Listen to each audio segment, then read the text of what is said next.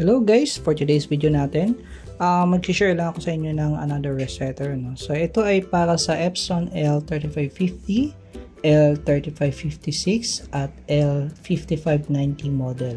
Okay, so unang-una guys, kailangan natin ng WinRAR application para ma-extract natin yung ating file.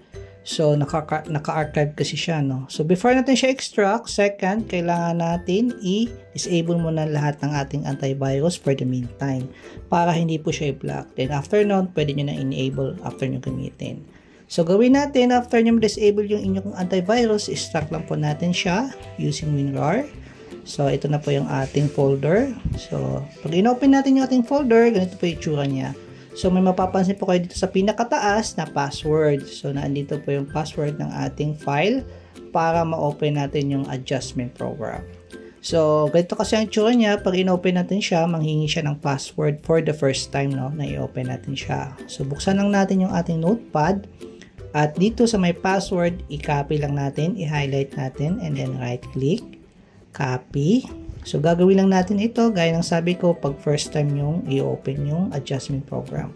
So, balik tayo ngayon guys sa ating adjustment program. And then, i-right click lang natin siya at i-paste. Tapos, click natin yung OK. So, lalabas na dito next yung ating Epson adjustment program. So, dito po sa may select, click natin siya, yung button, and then under model name, i-drop down lang natin itong arrow para mapili natin yung ating model printer, yung printer model, ano. And then, dito naman sa may port, auto selection, pwede na rin po yan. Pero much better po na piliin natin yung USB port ng ating printer para mas madedetect siya. So, usually, lalabas na po dito yan pagka connected na yung printer. Madedetect niya, no? Para malaman nyo din na detected siya. Then, after po nyan, click na lang po yung OK. Then, malalabas yung details ng ating printer dito sa may upper left side. Then, after that, click natin yung particular adjustment mode. And then, hanapin natin yung maintenance. Okay.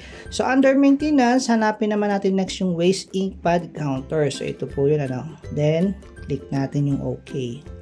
Then, ito na po yung next na lalabas, ano. Ito na yung waste ink pad counter. So, pwede natin ma-reset yung ating platen pad counter and ink system pad counter.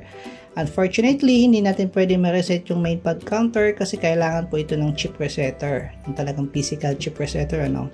So, ang ma-reset lang natin dito ay yung platen at yung ink system pad counter.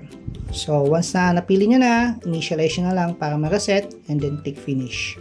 Okay, so maliban po doon, marami namang ibang tools, maraming ibang options na pwede magamit, ano. So, gaya ng head cleaning, pwede tayo dito mag-head cleaning, power ink flashing, kung halimbawa ay hindi nyo ma-cleaning na sa maintenance tab ng inyong printer. Meron din tayo dito ink charge, so same din po yan sa power ink flashing, ano. Then, maliban doon, yung maganda dito guys ay meron tayong printer information check. So, pag clinic nyo yan, binuksan nyo, dito lalabas yung details ng printer, especially kung may error siya at hindi nyo alam kung anong error yon, pwede nyo dito gawin. So, pag na-detect yan, pag click nyo yung check button, then makikita nyo dito sa error details, lalabas kung saan yung may problema. Okay?